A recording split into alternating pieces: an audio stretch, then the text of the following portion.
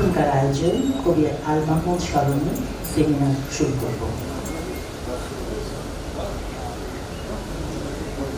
অনুষ্ঠানে কবিতাহীন সময়ে কবির গান শীর্ষক প্রবন্ধ উপস্থাপন করবেন সম্পাদক কবি রেজাউল করিম রনি।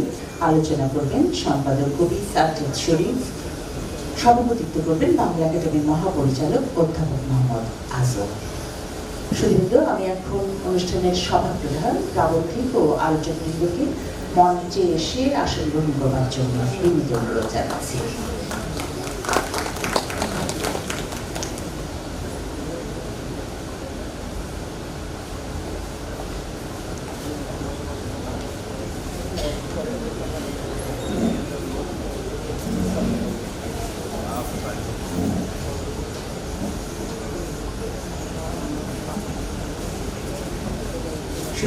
আমাদের আজকের এই অনুষ্ঠান একই সঙ্গে বাংলা একাডেমির ফেসবুক পেজে সরাসরি সম্প্রচার করা হয়েছে। সুধীবৃন্দ,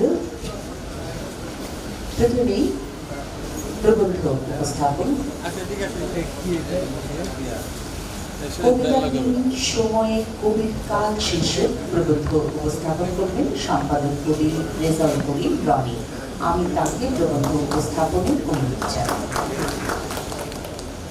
প্রথমে ধন্যবাদ জ্ঞাপন করতে চাই যারা এই অনুষ্ঠানের আয়োজন করেছেন এবং আমাকে প্রবন্ধ লেখার আমন্ত্রণ জানিয়েছেন। আমার আসতে কিছুটা দেরি হলো বিকজ অফ আমরা যারা টকশোজীবী তাদের জন্য সকাল সকাল ঘুম থেকে ওঠা একটা যুদ্ধ, তো এই জন্য আমি প্রথমে দুঃখ প্রকাশ করছি এবং আমার ব্যস্ত শিডিউলের মতো এই লেখাটা আমার কাছে এক ধরনের আদায় করে নেওয়ার যে কৃতিত্ব, সেটার জন্য আমি বাংলা একাডেমির মহাপরিচালক মোহাম্মদ আজম ভাইকে ধন্যবাদ জানাচ্ছি। আর আলোচক হিসেবে আছেন আজকে আমাদের সবার পরিচিত সাজ্জাদ শরীফ ভাই, ওনাকেও শুভেচ্ছা। এবং আমি যেহেতু ইনফর্মাল আলোচক, ফলে এরকম একটা ফর্মাল লিখিত প্রবন্ধ পড়ার অভিজ্ঞতা আমার খুব একটা নাই। সাধারণত ক্যাজুয়াল আলোচনাতেই আমি স্বাচ্ছন্দ্য ফিল করি, কিন্তু লেখাটা এতই ছোট যে এটা পুরাটা পড়া যেতে পারে। তো যাই হোক, আমি কথা না বাড়িয়ে সরাসরি আমার লেখায় চলে যাচ্ছি। আপনারা ইতিমধ্যে শুনেছেন এই প্রবন্ধের শিরোনাম কবিতাহীন সময়ে কবির কাল। কবিতাহীন সময় বলতে কোন সময়কে বোঝায়? আসলে কি এমন কোন সময় সম্ভব যখন কবিতা বলতে কিছু থাকে না? আবার কবির কাল বলতে বা কি বোঝায়? যখন পুরো সময়টাকে কবির কাজের আলোকে চিহ্নিত করা সম্ভব হয়, এমন করে কি কোনো সময়কে দাগিয়ে দেওয়া সম্ভব? এইসব জটিল প্রশ্নের সহজ উত্তর অতি সংক্ষেপে লেখায় বুঝতে চেষ্টা করব দুইজন মহান চিন্তকের বইকে সামনে রেখে। এখানে তাদের কাজ ধরে বিস্তারিত আলাপ হয়তো করব না, জাস্ট প্রশ্নটা আজকের জন্য তুলে রাখবো। ইতালিয়ান দার্শনিক জর্জ আগাম্বেন 1996 সালে ওনার প্রকাশিত একটা বই আছে, বইটার নাম the end of the poem. আর ফরাসি দার্শনিক অ্যালান বাদিও 2014 সালে লিখেছেন the age of the poets. Badiou আগাম্বেনের কাজ নিয়ে কোনো আলাপ করেন নাই। বাদিওর বইটা আগে, মানে বাদিওর বইটা 96 সালে, তো না বাদিওর বইটা পরে, আগাম্বেনের বইটা আগে। কিন্তু যেহেতু বাদিওর বইটা পরে, তো আশা করছিলাম যে বাদিওর এই বইটাতে আগাম্বেনের বইটার বিষয়ে আলাপ চালু থাকে, কিন্তু কোনো আলাপ নাই। দার্শনিকদের কবিতা নিয়ে চিন্তা ভাবনা কেমন সেই সব জানার আগ্রহ থেকে আমি দুইটা বই পাশাপাশি রেখে পড়ার চেষ্টা করছিলাম অনেক বছর ধরে। এটা তো আগেই বের হয়েছিল আগাম্বেনের বইটা, বাদিওর বইটা হাতে পাওয়ার পরে দুইটা বই আমি আসলে অনেকদিন ধরে হাতের কাছে রাখছিলাম বুঝবার জন্য, এবং আল মাহমুদের সূত্র ধরে এই বিষয়ে আলাপের সুযোগ পেয়ে বিষয়টা হাজির করে রাখার প্রচেষ্টাটা তাই হাতছাড়া করতে চাই নাই। কিন্তু সত্য কথা হলো, এই বিষয়ে আলাপে প্রবেশের জন্য যতটা নিমগ্নভাবে তর্কটা হাজির করা দরকার এই লেখায় সেটা করা সম্ভব হচ্ছে না, কারণ সময়টা এরকম খুব একটা পাই নাই যেটা যেন ডিপলি কাজ করা যেতে পারত। ততটা সময় দিয়ে কাজটা করা সম্ভব হয় নাই, তাই আমি অতি সংক্ষেপে শুধু প্রশ্নটাই তুলতে চেষ্টা করবো এখন। পরে এই আলাপটা আরো বিস্তারিত করা হবে বা করতে হবে।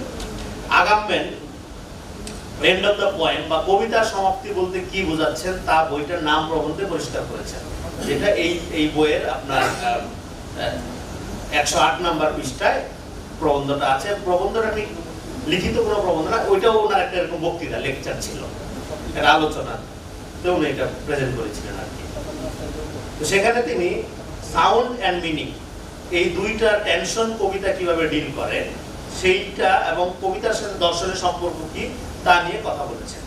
তিনি অনেক মহান কবিদের নিয়ে আলোচনা করেছেন, আলোচনা ইউরোপের কনটেক্সটে, ইতালির কনটেক্সটে বড় বড় কবিদের নিয়ে আলোচনা করেছেন, করে জিনিসটা তিনি দেখিয়েছেন যে তারা কিভাবে কবিতার মধ্যে এই শব্দ মানে ভয়েস যেটাকে বলছে এবং অর্থের মধ্যে জেগে ওঠা টেনশনটা ডিল করে, এবং এতে শব্দকে অর্থ ক্যারি করা বা বাহনের মাধ্যম করেছে।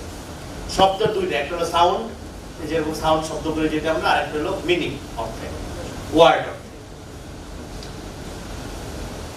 এবং কবিতার সমাপ্তিতে কিভাবে একটা টোটালিটির ধারণা জেগে ওঠে। যখন আমরা একটা কবিতা শেষ করি, শেষ করার পরে আসলে ঘটনাটা কি ঘটে সেটা উনি দেখার চেষ্টা করেছেন।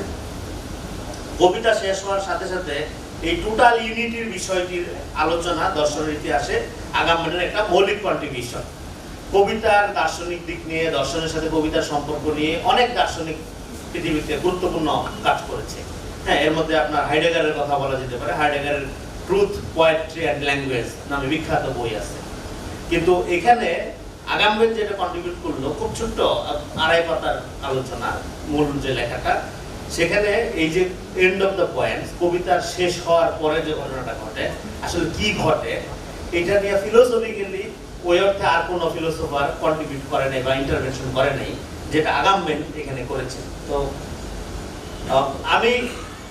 আমি আগামবেন যেটা এন্ড অফ দ্য পয়েন্ট বলতে কবিতার সমাপ্তির পরে ঘটনা কি বোঝায়, আমি সেটা নিয়ে আলোচনা করিনি। আমি এখান থেকে ডিফারেন্ট জায়গায় যাওয়ার চেষ্টা করছি। আমি এটাকে কবিতাহীন কাল হিসাবে ব্যবহার করছি, মানে বুঝতে চেষ্টা করছি। এন্ড অফ দ্য পয়েন্ট মানে কবিতা একটা নির্দিষ্ট কবিতার সমাপ্তি না, আমি এটাকে কবিতার কালের, কবিতার ধারণার সমাপ্তি হিসাবে ব্যবহার করেছি। একটা পার্টিকুলার কবিতা, হ্যাঁ, আম পাতা জোড়া জোড়া, এটা শেষ পড়া শেষ করলাম, পরে কি হইলো, হ্যাঁ, বা ধরেন আল মাহমুদের যে কোনো একটা কবিতা পড়লাম, পড়া শেষ হইলে তারপর কি হইলো, বা যে কোনো কবির, মহান কবির একটা কবিতা পড়লাম, শেষ হওয়ার পরে যে একটা এক ধরনের অনুভূতির পরিতৃপ্তি আমরা পাই, বা বিক্ষুব্ধতা তৈরি হয়, বা অতৃপ্তি তৈরি হয়, এই ধরনের কোনো বিষয় আমি আলোচনা করিনি। আমি এন্ড অফ দ্য পয়েন্ট বলতে বুঝাইছি যে কবিতাহীন কাল হিসাবে ব্যবহার করছি, মানে কবিতা কনসেপ্ট ধারণাগতভাবেই কবিতাহীন সময়ে, মানে এন্ড অফ দ্য পয়েমে আমরা আছি। ফলে প্রতিনিয়ত যে কবিতা লেখা হচ্ছে তাকে কি কবিতা বলছি না, বা কবিতা বলে মানছি না বলে কি এমন প্রশ্ন তুলেছি? বিষয়টা আসলে সেরকম না। কবিতা লেখা হচ্ছে এবং হবে, কিন্তু এই যে টোটালিটির একটা ইউনিটি বা ঐক্য, তা কি আমরা দেখতে পাচ্ছি? কবিতা শেষ হচ্ছে কিন্তু এই টোটালিটির ঐক্য অধরাই থেকে যাচ্ছে। ফলে একটা নির্দিষ্ট কবিতা শেষ করার পরে যে ধারণা তৈরি হয়, সেদিক থেকেও যদি প্রশ্নটা তুলি, আমি যে অর্থে ব্যবহার করতে চাচ্ছি যে এন্ড অফ দ্য পয়েন্ট, হ্যাঁ, কবিতার সমাপ্তি, সেই ক্ষেত্রে যদি আপনার কন্টেম্পোরারি কবিতার দিকে আমরা তাকাই, তখনও এই যে প্রশ্নগুলো আমরা তুলতে চেষ্টা করছি, সেইটা কিন্তু আসলে আপনার এই প্রশ্নের দিকে মনোযোগ দাবি করে যে আসলেই এই যে কবিতা, আমরা যে কোনো একটা কবিতা যখন পড়ি, শেষ করি, এই টোটালিটির ধারণাটা কবিতার মধ্যে থাকে কি না, মানে কবিতাতে আসলে কবিতায় নাই হয়ে যাচ্ছে, এমন সময়কে আমি আসলে কবিতাহীন সময়ে কবির কাল বলছি আর কি। এবার কবির কাল বিষয়ে আরো নির্দিষ্ট আলাপে আসি। বাংলা ভাষায় কবির কাল নিয়ে সবচেয়ে বেশি সচেতন ছিলেন মনে হয় আল মাহমুদ। রবীন্দ্রনাথ সচেতন ছিলেন, হ্যাঁ, কিন্তু মানে আমি যেহেতু আল মাহমুদ আমাদের আজকের প্রসঙ্গ, তো আল মাহমুদ খুবই সচেতন ছিলেন এই বিষয়ে, কবির কাল বিষয়ে। বাদিও এখানে এজ অফ পয়েন্টসে, বাদিও বইটা ধরে আবার যদি আঁকায়, তাহলে দেখা যাবে যে সেখানে হোল্ডারলিন, বিখ্যাত জার্মান কবি, আপনারা অনেকে চিনেন, থেকে পল সেলান, আরেকজন বিখ্যাত কবি, অনেক এদের কবিতা নিয়ে আলাপ করেছেন। মূলত 18 শতক থেকে 20 শতক পর্যন্ত বিভিন্ন কবি, মানে কবি ধরে ধরে এবং তাদের কবির কালটা নিয়ে আপনার বাদিও তার বইতে আলোচনা করেছে, যেটা এজ অফ দ্য পয়েন্টস, কবির কাল, এবং দেখিয়েছেন দর্শন যেখানে মানব জীবনের নিগূঢ় সত্য অনুসন্ধানের কাজ স্থগিত বা বাদ রেখেছে, কবিরা সেখানে কাজ করেছেন। এই জন্য তিনি প্লেটোর প্রকল্পের বিরোধিতা করে দার্শনিকদের চেয়ে কিছু কিছু জায়গায় কবিদের এগিয়ে মানে বেশি গুরুত্ব দিয়েছেন বা এগিয়ে রেখেছেন। এবং এই বইটাও বাদিওর যে বইটা আপনার এজ অফ পয়েটস, এইটাও একটা প্রবন্ধের সংকলন, বিচ্ছিন্ন বিভিন্ন রকম প্রবন্ধ, কবিতা বিষয়ক নানা সময় লেখা বিভিন্ন প্রবন্ধগুলোকে একসাথে করে বইটা বের করা হয়েছে। এবং এখানে তিনিও কবিতার সাথে দর্শনের সম্পর্ক নিয়ে কথা বলেছেন, যেটা পশ্চিমা দার্শনিকরা সাধারণভাবে করে থাকেন। পশ্চিমা দার্শনিকরা কবিতা নিয়ে খুব ভালোভাবেই আপনার মনোযোগ দেন দর্শনের সাথে কবিতার সম্পর্ক এবং এইসব বিষয় নিয়ে। তবে আমরা যেটা বুঝতে পারছি সেটা হলো আধুনিকতার মধ্যে এসে কবিতার কাল আর একক কোনো কবির পোয়েট্রিক প্রজেকশনের বা ডিকশনের মধ্যে ধরা সম্ভব হচ্ছে না।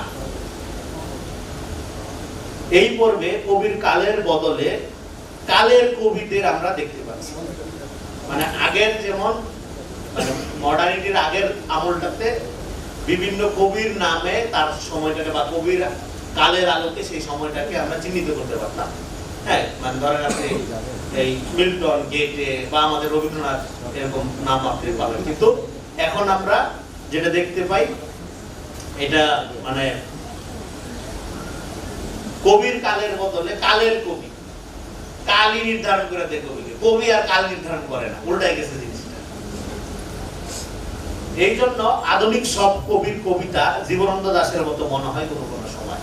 আমাদের কনটেক্সটে যদি এই জিনিসটা পাঠ করি দেখবেন যে আধুনিক জীবনানন্দোত্তর কালে সমস্ত কবি কোনো না কোনো ভাবে জীবনানন্দীয়, সেটা জীবনানন্দকে আত্মস্থ করা অর্থে হোক, জীবনানন্দকে কাউন্টার করা অর্থে হোক, মানে জীবনানন্দের ব্যাপারটা নোটিস করতে পারবেন আপনি তাদের পরবর্তী সময়ের আপনার কাব্যকর্মে।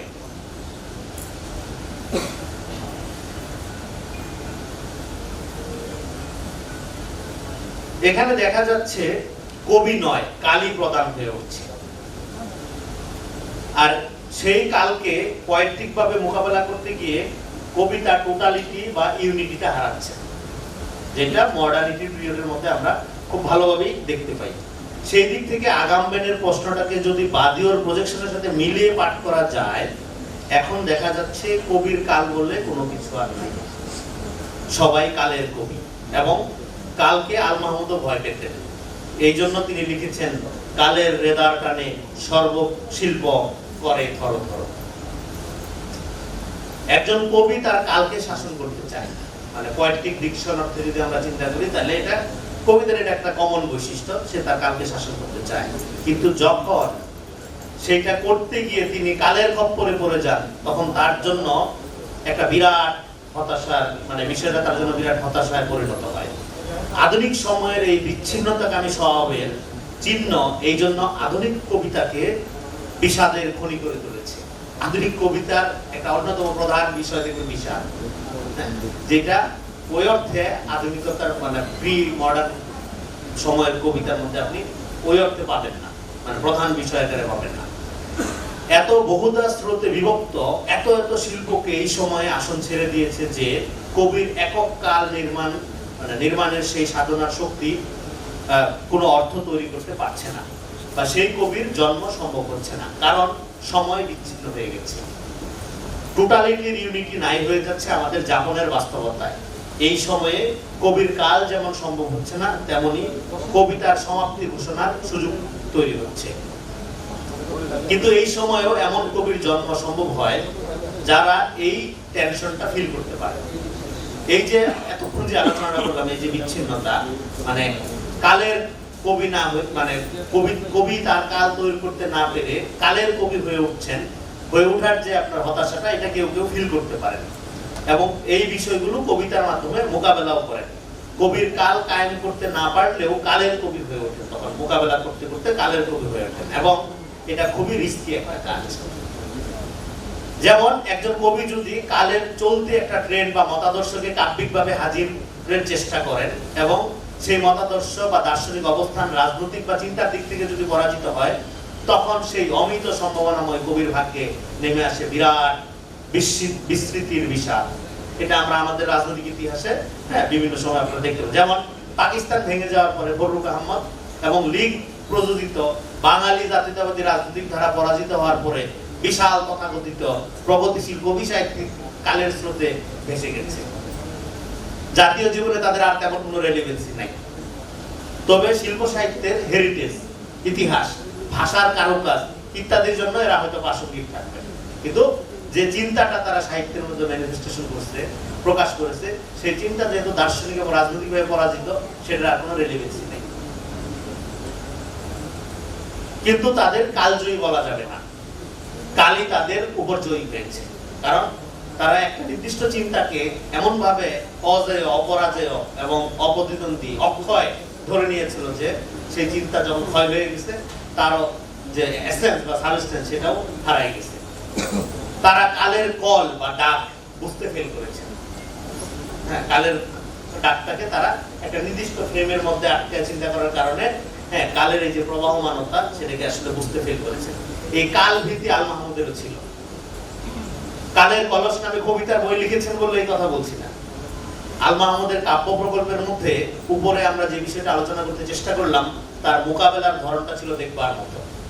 এটা নিয়ে কিছু কথা বলে আজকের লেখা শেষ করে দিচ্ছি।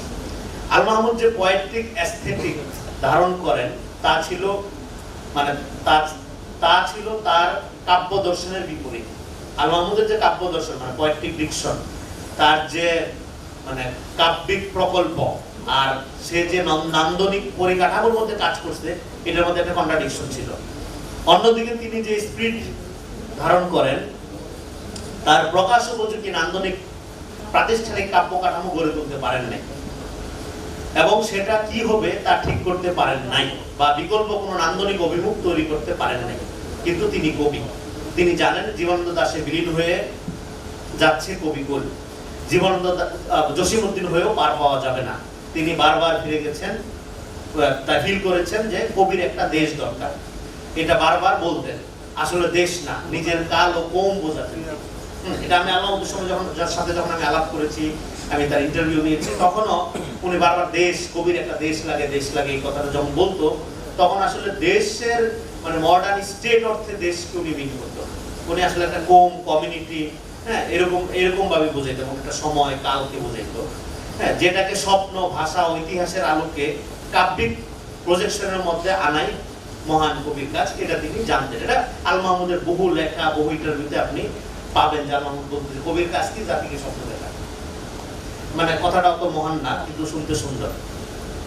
কিন্তু তিনি কাজ করেছেন এমন সময়ে যখন কবি কালকে শাসন করেন না, আর কালই কবির নিয়তি ঠিক করে দেয়। 50-এর দশকের পরে জেগে ওঠা কবিতাহীন সময় বলতে ওই যে তথাকথিত আধুনিক কালের মহান এক কবি হিসাবে তিনি বুঝে গেছেন তার নিয়তি ঠিক সুবিধার না, মানে তিনি রবীন্দ্রনাথ হতে পারবেন না। কবিতাহীন কাল, বিচ্ছিন্নতার এই আধুনিক অভিঘাত মোকাবেলার জন্য তিনি যে পদ্ধতি বেছে নিয়েছেন, তার বিরুদ্ধ কাব্য দর্শনের লোকজনও চমকে গিয়েছে। কিন্তু এখানে চমকের চেয়ে আরো বেশি কিছু আছে। আল মাহমুদ দেখে আমরা তখন চমকায় যে এরকম একটা লোক, তাকে তো ধরেন দীর্ঘদিন মৌলবাদী বলা হইতো, কিন্তু তার কবিতা আবার যারা তার মৌলবাদীও বলতো, তারা আবার তার কবিতা খুব ভালো মতো পড়তো, সবচেয়ে বেশিও পড়তো এবং প্রশংসাও করতো। এটা ওই যে কথাটা বললাম এখানে যে চমক, কিন্তু এখানে চমকের চেয়ে বেশি কিছু আছে। এবং সেটা কি? সেটা হলো এমন সময় একজন কবি কিভাবে লড়াই করেন, সেই নিশানা এখানে হাজির আছে। সোনালী কাবিন থেকে শুরু করে পুরো আল মাহমুদের কাব্যিক নান্দনিক যে অভিমুখ আর তার যে স্পিরিটের অভিমুখ, এই দুইয়ের কন্ট্রাডিকশনটাই আল মাহমুদের বিশিষ্টতা হিসেবে পাঠ করা হয়। এটা এই বাক্যটা নিয়ে একটা আলাদা প্রবন্ধ লেখা সম্ভব, এবং এটা বিশাল ব্যাখ্যা বিস্তৃতির দাবি রাখে। বাক্যটা আবার বলি, সোনালী কাবিন থেকে শুরু করে পুরো আল মাহমুদের কাব্যিক নান্দনিক যে অভিমুখ আর তার যে স্পিরিটের অভিমুখ, এই দুইয়ের কন্ট্রাডিকশনটাই আল মাহমুদের বিশিষ্টতা হিসাবে পাঠ করা হয়। এটা ঢাকার সাহিত্য ইন্ডাস্ট্রিতে বা সমালোচনার বাজারে এই জিনিসটাই আল মাহমুদের বিশিষ্টতা হিসেবে পাঠ করা হয়। মানে আমি যতটুকু আল মাহমুদ দিয়ে লেখালেখি যা দেখছি, এটাকে আপনি আল মাহমুদ, শামসুর রহমান বাইনারি হিসেবে পাঠ করতে পারেন। আবার এই উদাহরণটার দিকে যারা যেহেতু সমসাময়িক দুই কাব্যহিংসা একসাথে ফাংশন করত, কাব্যহিংসা নামটা তারাই দিছিল, তো এটা এই বাইনারি হিসেবে যদি আপনি পাঠ করেন তখন এই কথাটা আরেকটু ভালোভাবে বোঝা যাবে। এখানে দার্শনিক লড়াই আছে, রাজনীতি বা স্পিরিটের ভিন্নতার প্রশ্ন আছে। মোট কথা সংস্কৃতি, সাহিত্য বা দর্শনের যে নান্দনিক ঐতিহ্যকে অবলম্বন করে কলকাতায় 19 শতকের বাংলা সাহিত্যের নবজাগরণ ঘটে, সেই স্রোতে মানে অনেক বিরাট বিরাট নাম পাওয়া যাবে। মানে 19 শতকের মানে আপনার যে কলকাতার বা বাংলা সাহিত্যের যে নবজাগরণ, সেখানে অনেক বড় বড় নাম পাওয়া যাবে। কিন্তু আল মাহমুদ নান্দনিক কাঠামো হিসেবে সেটা নিলেও বা সংস্কৃত শব্দবহুল বাক্য লেখার পরেও তার স্পিরিট কলকাতার সাংস্কৃতিক অভিমুখ থেকে আলাদা হয়ে যাচ্ছে প্রতিটি পদক্ষেপে। এটা যারা আপনারা আল মাহমুদ পড়েন বা পড়ছেন তারা জানবেন যে আল মাহমুদের শব্দের মধ্যে প্রচন্ড রকম সংস্কৃত বহুল শব্দ দিয়ে বাক্য সে লিখতেছে, কিন্তু সেই বাক্যটা কলকাতা 90 সেঞ্চুরির অ্যাস্থেটিক্স বা ফিলোসফিক্যাল বা পোয়েটিক যে ভিশন হাজির করে সেটা হাজির করছে না, সেটা একটা ডিফারেন্ট প্রকল্প হাজির করছে।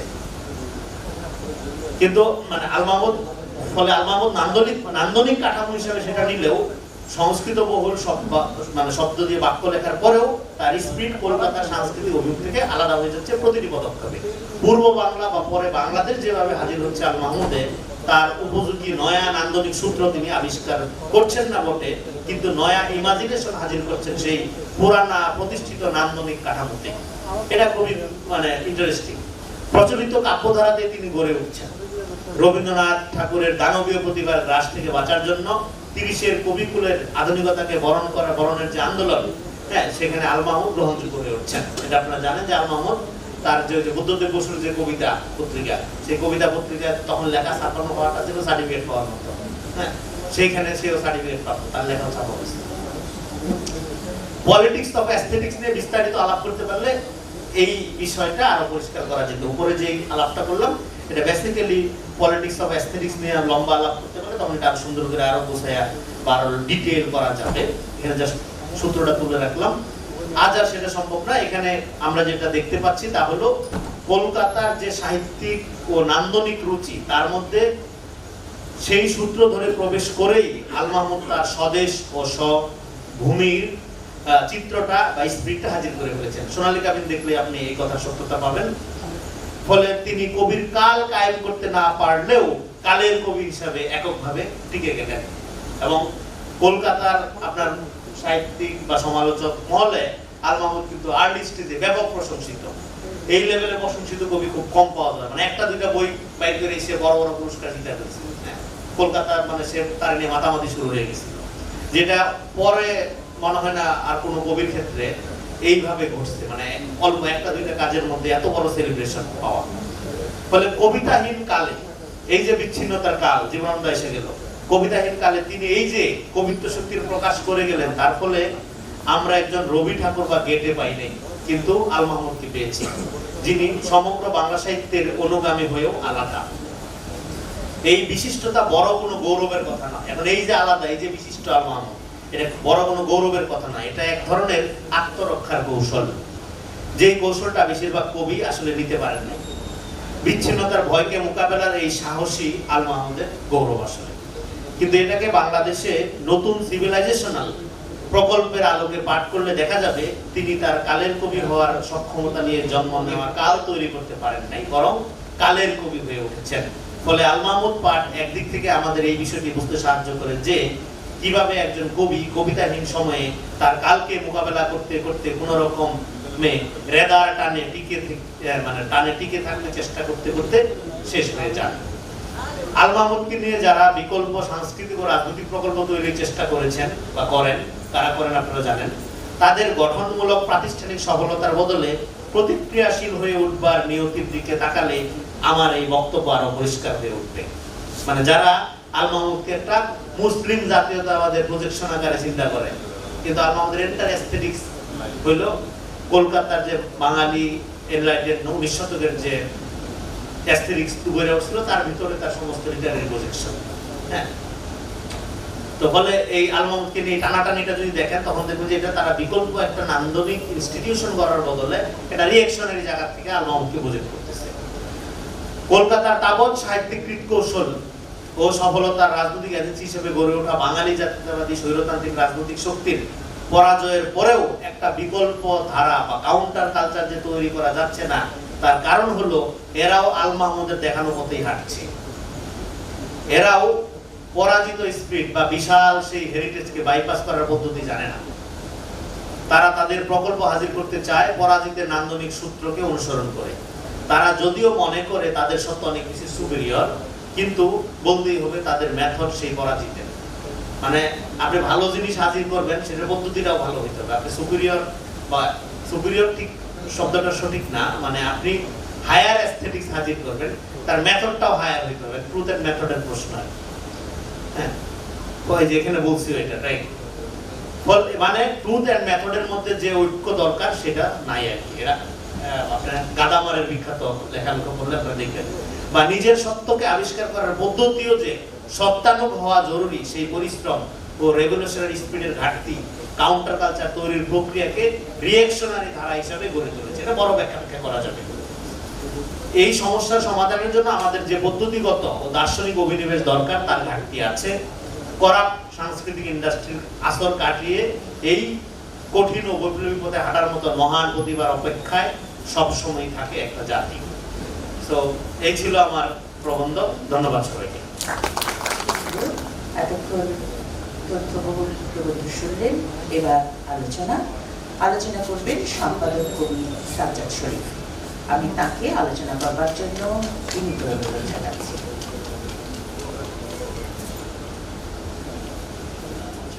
সভাপ্রধান, আলোচক রেজাউল করিম রনি এবং উপবিষ্ট বিশিষ্ট শ্রোতা যারা আছেন, সবাইকে শুভেচ্ছা জানাচ্ছি, ভালোবাসা জানাচ্ছি। কিভাবে শুরু করবো ঠিক জানি না, কারণ রেজাউল করিম রনি যে লেখা লিখেছেন তার ভিত্তিতে আলোচনায় যাওয়া উচিত। কারণ তিনি একটা টেক্সট হাজির করেছেন এবং আল মোহাম্মদ সম্পর্কে কিছু কথা বলেছেন। কিন্তু তিনি এমন কতগুলো প্রসঙ্গ তুলে, বিশেষ করে ইতালীয় দার্শনিক জর্জিও আগমবেন এবং ফরাসি দার্শনিক আল-বাদিউর দুটা আলোচনার সূত্র ধরে যে প্রেক্ষাপট রচনা করেছেন এবং সেই প্রেক্ষাপটের মধ্যে বাংলাদেশের ইতিহাস এবং সাংস্কৃতিক যে দ্বন্দ্বমূলক ধারাবাহিকতা সেটাকে হাজির করেছেন এবং তার মধ্যে আল মোহাম্মদকে স্থাপন করে দেখানোর চেষ্টা করেছেন। সেখানে কতগুলো ছোট প্রবন্ধের জন্য হতে পারে এবং রনি নিজেও স্বীকার করেছেন যে ছোট লেখার কারণে হয়তো অনেক জায়গায় তিনি বিশদ দেখা দিতে পারেনি এবং তাকে চলে যেতে হয়েছে এক প্রসঙ্গ থেকে আরেক প্রসঙ্গে। সেটা কতগুলো ভুল ধারণা দিতে পারে বলে মনে হয়। ফলে আমি যখন বলতে যাব, কারণ তিনি যে প্রেক্ষাপট আলোচনা করেছেন সেই প্রেক্ষাপট নিয়ে আলোচনা না করে যদি আল মোহাম্মদের আলোচনায় যায় তাহলে একটা বড় সমস্যা হবে। বিশেষ করে রনি যেহেতু একটা চিন্তা হারিয়ে করেছেন, ফলে ওই আলোচনা সেরে প্রেক্ষাপট সংক্রান্ত আলোচনা সেরে আত্মদের আলোচনায় গেলে কতটুকু আত্মকে বলতে পারবো আমি একটু ভয়ে আছি। সময় যদি সংক্ষিপ্ত হয় সংক্ষিপ্ত বলবেন, আমি চেষ্টা করবো সংক্ষিপ্ত করতে।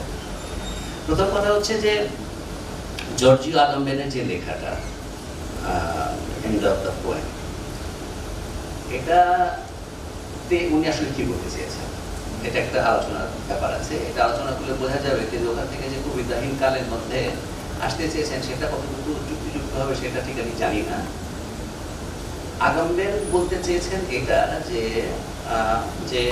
যে কোনো কবিতা, আমরা যখন কবিতা পড়ি, কবিতার মধ্যে ওর যে সেমিওটিক্সের উপাদান, ধ্বনি, ছন্দ, অন্তমিল, অনুপ্রাস, এই সমস্ত ধ্বনি সংক্রান্ত যে বিষয় থাকে, তার সঙ্গে তার যে অর্থগত বিষয় থাকে শব্দের একই সঙ্গে, এটার একটা দ্বন্দ্ব সবসময় থাকে, এটা একটা সবসময় টানা পড়ে থাকে কবিতা। এবং বিশেষ করে উনি বলছেন যখন কবিতাটা লাইন শেষ হয়, একটা চরণ শেষ হয়, অনেক সময় আমরা দেখি চরণ শেষ হলে আমাদের যে মানসিক একটা অবস্থা হয় পাঠক হিসেবে, মনে হয় যে একটা চিন্তা শেষ হলো চরণ শেষ হলে।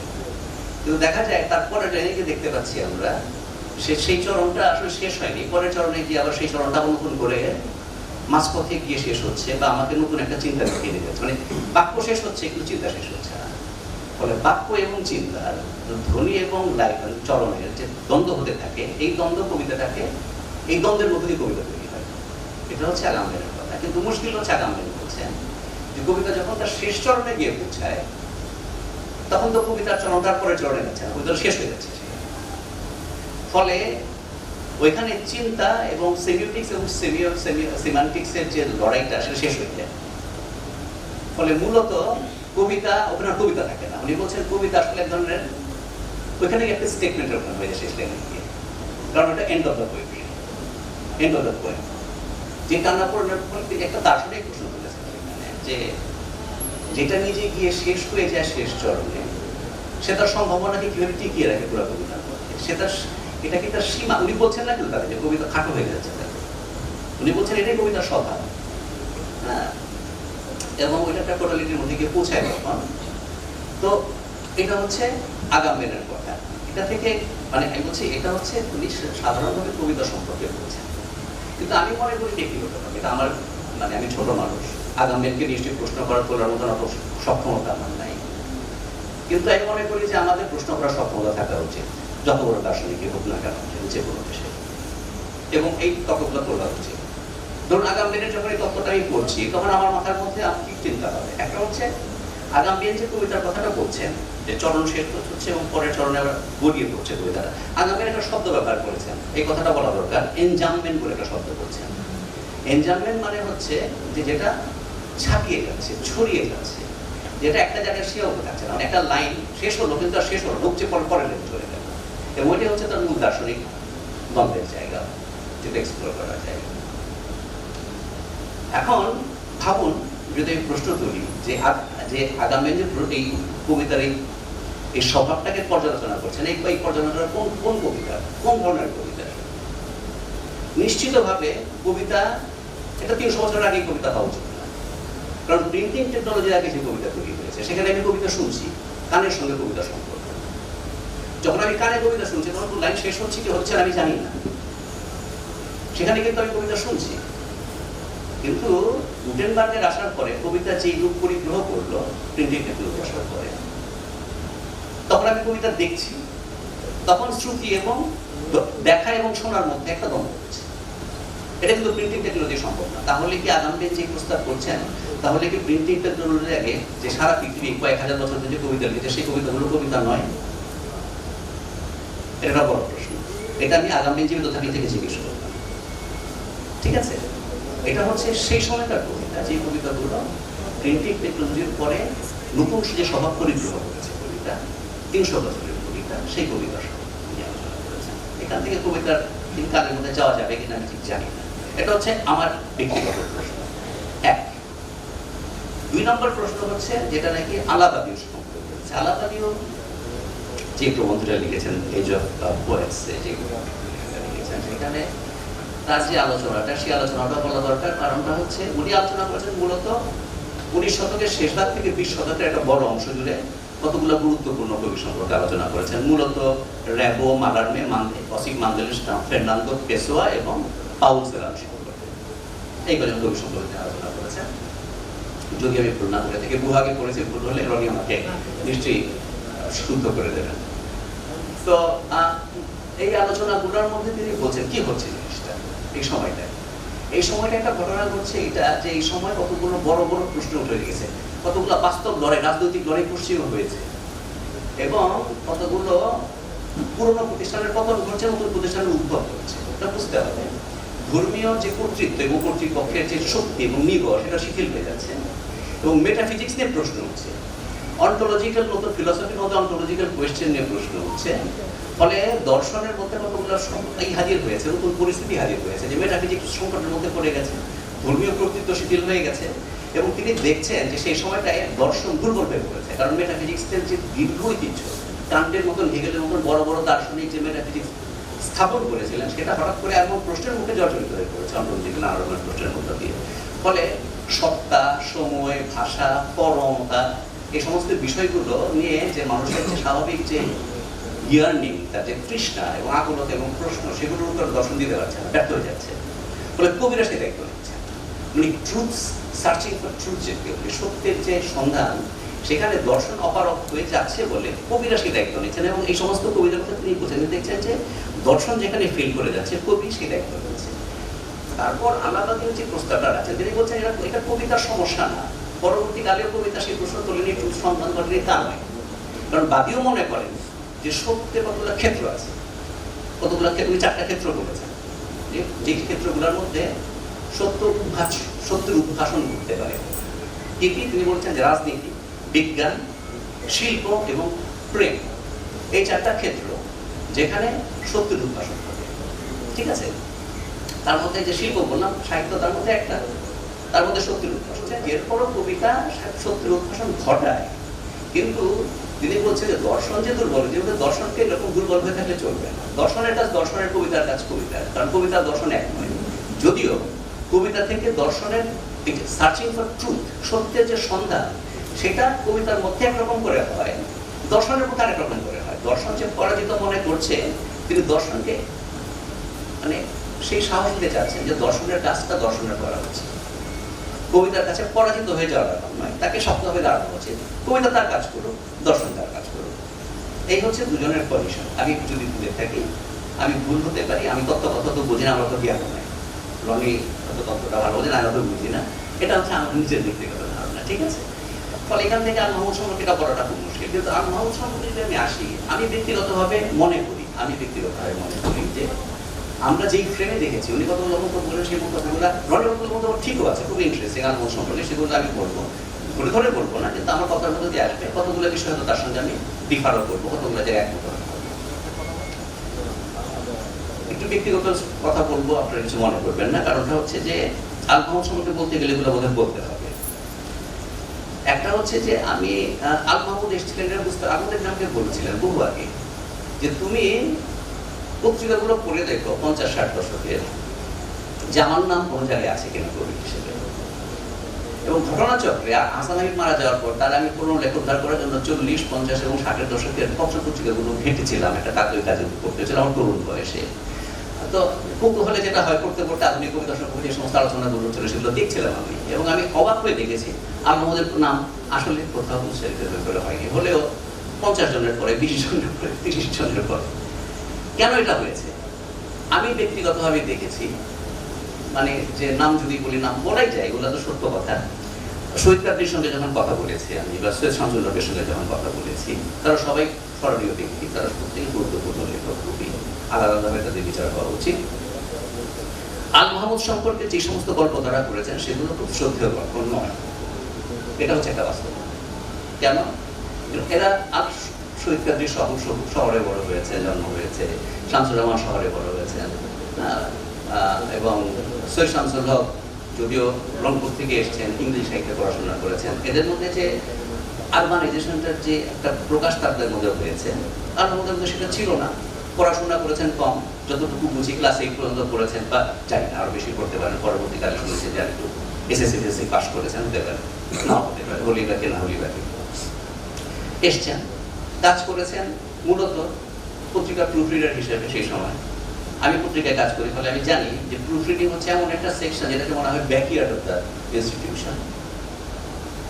ফলে আল মাহমুদ সবসময় গণ্য হয়েছিল ওদের কাছে একজন গ্রাম্য তাচ্ছিল্য করার মতো একজন লোক হিসেবে, ঠিক আছে? কিন্তু মুশকিল হচ্ছে এখানে, যেখানে আল মাহমুদকে তুলনা করা যায় কিছুটা জীবন দাসের সঙ্গে, ব্যক্তিগতভাবে মনে করি এই দিক থেকে। এবং এখানে আল মাহমুদের কৃতিত্ব আছে যেখানে আমাদের মনে রাখা উচিত। সেটা হচ্ছে যে দুজনই আধুনিক কবি হওয়ার চেষ্টা করেছেন। যেমন জীবনানন্দের ডায়েরিগুলো পড়লে বোঝা যায় তিনি খুবই আধুনিক কবি হওয়ার চেষ্টা করছেন, বিশেষ করে বুদ্ধদেব বসু বা সুন্দর করে যে সমস্ত আধুনিকতা, যে সমস্ত আপনার মানদণ্ডগুলো তৈরি করছেন, এবং বলছেন এটা আধুনিক কবি দেখা হওয়া উচিত। এবং জীবনানন্দের ডায়েরি পড়লে বোঝা যায় তিনি সেটা হওয়ার জন্য খুবই ব্যস্ত। কিন্তু তিনি যেহেতু কলকাতায় জন্ম নেননি, বড় হননি, বড় হয়েছেন, জন্ম নিয়েছেন বরিশালে, এবং বড় হয়েছেন বরিশালে বিরাট অংশ। ফলে তার মধ্যে যে গ্রাম্যতা ছিল, যদি আমি কোটান করি, এই আধুনিক হওয়ার প্রচেষ্টাটা ব্যর্থ হয়ে গেল। তাদের অর্থে যে আধুনিক, মানে কলকাতায় তৈরি হওয়া একটা ক্ষয়িষ্ণু শহর, যেটা সামন্তরা যেখানে ভেঙে পড়ছে, কিন্তু সেই শহরটা তৈরি হয়েছে একটা কলোনির রূপে, কলোনির কোলাবোরেশনের মধ্য দিয়ে। ফলে সামন্তরা ভেঙে পড়েছে, পুঁজিতন্ত্রে সেইভাবে উদ্ভাসন হয়নি, যে পুঁজিতন্ত্র বা পশ্চিমে যেভাবে করে পুঁজিতন্ত্র হয়েছে না, বিকশিত হয়েছে। ফলে সেখানকার যে আধুনিকতা, এবং এই আধুনিকতা আপনারা খেয়াল করবেন, এটা আলাদাভাবে প্রবন্ধ লেখার মতো, যেগুলো গবেষণার হয়তো বিষয়, যা আজ আমরা দেখতে পারি। যেমন ধরেন প্রথম দিকে যে আধুনিকতা এসছে কলকাতায়, রামমোহন রায় বা মধুসূদনের মধ্যে যে আধুনিকতা স্ফুরণ দিত, সেই আধুনিকতার মধ্যে কিন্তু পৃথিবীর বেস্ট রচনাগুলো, সেরা রচনাগুলো কিন্তু আমরা দেখব, খেয়াল করব, সেরা রচনাগুলো দেখবো। তারা করছেন, তারা ভার্জিল করছেন, তারা প্রভাবিত হচ্ছেন কোথেকে? ভার্জিল দিয়ে, তারা গান্ধী দিয়ে, best of the cultural heritage of the world যেটা আছে সেটা দিয়ে। কিন্তু 30-এর দশকে এসে তারা শুধু সেই সময়কার যে পশ্চিমের কবি তাদের ব্যবহার করেছেন, বেস্ট অফ দ্য ওয়ার্ল্ড দিয়ে না। ফলে আধুনিকতার ধারাটা সংকুচিত, মানে পশ্চিমের প্রভাবটাও সংকুচিত হয়ে এসেছে। এটা কিন্তু অনেক করণীয়। বরং মধুসূদন কিন্তু দেখব যে কখনো কখনো বা আরব মোহনকে তারা প্রাচ্যের দিকেও তাকিয়েছেন, ইসলামী সংস্কৃতি উপাদান তারা ব্যবহার করতে চেয়েছেন, কিন্তু 30-এর দশকে সেক্ষেত্রে সংকুচিত হয়ে এসেছে, এটা বুঝতে হবে। সেখান থেকে জীবনানন্দের এই ব্যর্থতা, এই মহান ব্যর্থতা যেটা তাকে কবি হিসাবে বাঁচিয়ে দিয়েছে। আল মাহমুদ সেটা, আল মাহমুদ কিন্তু সত্যি সত্যি রনি যেটা বলেছেন খুব সত্য, যে কবিতা পত্রিকায় লিখে তারা কবি হতে চেয়েছে, কবিতা পত্রিকায় ছাপ হলে তাদের সার্টিফিকেট হতো যে তারা কবি হয়েছে। কিন্তু আপনারা খেয়াল করবেন 1974 সালে যখন বুদ্ধদেব বসু মারা যায়, আল মাহমুদ তখন জেলে, ওই গণকণ্ঠ পত্রিকার সম্পাদক ছিলেন ইত্যাদি ইত্যাদি, তখন জেলে টেলে গেলেন বোধহয় সেই সময়টায়, যদি ভুল না করে থাকে। তখন জেলে বসে একটা কবিতা লিখেছিলেন, তার নাম হচ্ছে বুদ্ধদেব বসুর সঙ্গে সাক্ষাৎ। সেই কবিতাটা আপনারা পড়বেন না, এখানে আছে, এখন পড়বো না সময়টা কম বলে। সেখানে বুদ্ধদেব বসুর প্রতি তার তখনও কিন্তু আল মাহমুদ কোট আনকোট ধার্মিক হয়ে ওঠেন, যে ধার্মিকতা দিয়ে আমরা আল মাহমুদকে পরবর্তীকালে ব্যাখ্যা করব। তখনও যেটা তার মায়ের বিপর্যয় দূর থেকে দেখতে পাবো আমরা, তিনি তখনও সেই পর্বে প্রবেশ করেননি। কিন্তু তখনই বুদ্ধদেব বসুর প্রতি তার যে ক্রিটিসিজম, কারণ মুক্তিযুদ্ধ হয়েছে, মুক্তিযুদ্ধ এমন একটা ঐতিহাসিক ভূমিকম্প তৈরি করেছে আমাদের সাংস্কৃতিক জগতে এবং চিন্তার জগতে, এটা অন্য কেউ বুঝতে পারুক বা না পারুক, কবি হিসেবে আল মাহমুদের অন্তরের মধ্যে ধাক্কা লেগেছিল। যার জন্য বুদ্ধদেব বসুর ওই কবিতাটার মধ্যে বুদ্ধদেব বসুর প্রতি তার যে তীব্র সমালোচনা এবং সেখান থেকে তিনি যে প্রস্থান করেছেন সেই জায়গা থেকে, সেটা বোঝা যাচ্ছে। আমি তার কবিতা নিয়ে আলোচনা করতে চাচ্ছি না, আমি এখান থেকে বলে যাবো তার মনের যে প্রস্থানটা করেছে, এটা গেল একটা দিক।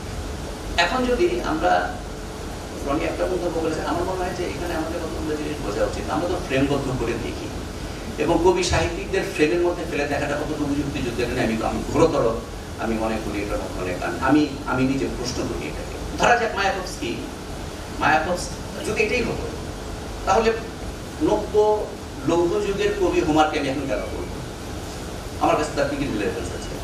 আমি তার প্রস্তর যুগে বাস করছি, নব্য লৌহ যুগে বাস করছি।